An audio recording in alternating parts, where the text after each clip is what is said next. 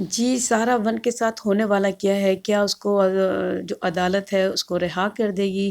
اور اس کے بعد کیا ہونے والا ہے؟ صائم کیا کرے گا؟ صائم کو جو پولیس نے سمجھایا ہے، اس کی دوست نے بھی سمجھایا ہے، تو کیا وہ سمجھ جائے گا؟ نہیں، ایسا نہیں ہے، ہونے والا کیا ہے اس کو بھی ڈسکس کرتے ہیں، ٹھیک ہے؟ اور صائم اپنی اس جو اس کی گرل فرینڈ ہے اس کے ساتھ کیا کرنے والا ہے اس ڈرامے میں، چلیں وہ بھی ڈسکس کرتے ہیں۔ ہم دیکھتے ہیں کہ یہ لڑکی جو سی ہے اس کے وہ فادر کہتے ہیں تمہارا کیا رشتہ ہے جو تم اس کے گھر میں ٹھہری بھی ہو، تو اس لیے تم واپس آ جاؤ۔ اس کے فادر اس کو لینے بھی آتے ہیں، لیکن وہ جب یہ ساری بات اسے کرتی ہے اس لڑکے سے، یعنی کہ صائم سے، تو صائم کا تو آپ کو پتہ ہے مینٹل ڈس آرڈر ہے تھوڑا سا۔ اسے پولیس میں جو اس کی دوست ہے، اس کی کزن ہے، وہ اسے سمجھاتی ہے کہ قانون کو تم نے ہاتھ میں نہیں لینا۔ اور رمضان والی جو سچویشن سامنے آئی ہے کہ اس طرح سے وہ سم وغیرہ بیچتا تھا، تو تمہارے بھائی نے اس کو سم وغیرہ لی تھی اس طرح کی، تو وہ سنتا نہیں ہے، وہ سمجھنا ہی نہیں چاہتا، مطلب دماغ اس کا بند ہے۔ میں نے آپ لوگوں کو پہلے بھی کہا مینٹل ڈس آرڈر ہے اس بندے کا۔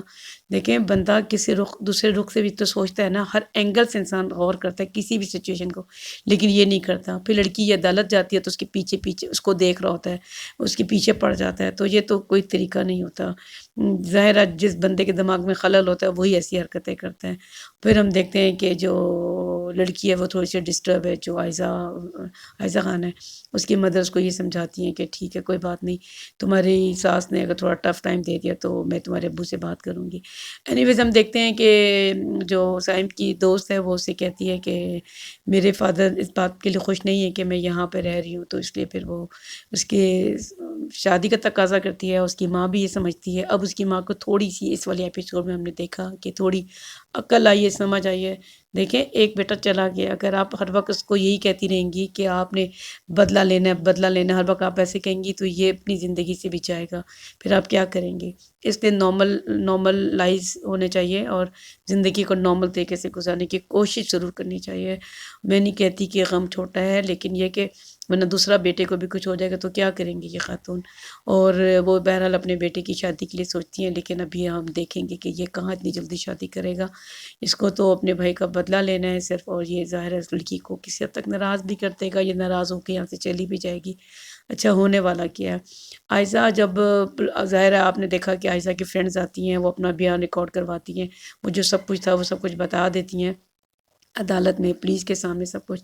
لیکن ہوگا یہ کہ ابھی تو اس کو رہائی مل جائے گی، لڑکی رہا ہو جائے گی، یعنی کہ جو سارہ ون ہے رہا ہو جائے گی، گھر آ جائے گی۔ اور ابھی تو تھوڑا سا رومانس کا جو ایلیمنٹ ہے وہ کہانی میں بڑھائیں گے۔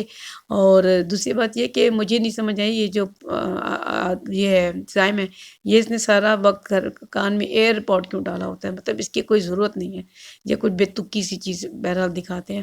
اور پھر دوسرا ہم دیکھتے ہیں کہ لڑکی عدالت میں ہے، یہ رہائی ہو جائے گی اس کو بھی، اور ابھی پھر ہوگا یہ کہ یہ جو ہے اس کے پیچھے پیچھے جہاں جہاں یہ لوگ جائیں گے میاں بیوی دونوں گھومنے، تو وہاں ان کے پیچھے جایا کرے گا۔